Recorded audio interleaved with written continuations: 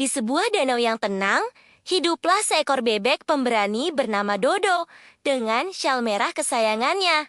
Dan ransel di punggungnya, ia memulai sebuah petualangan besar.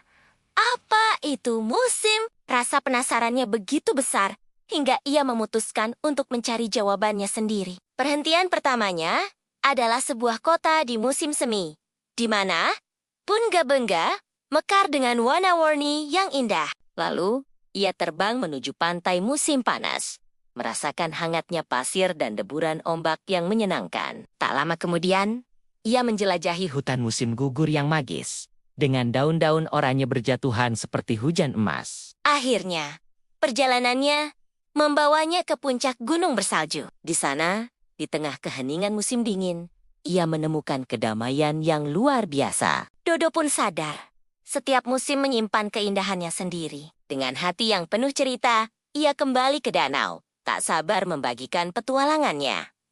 Terima kasih sudah menonton, jangan lupa untuk suka dan berlangganan ya.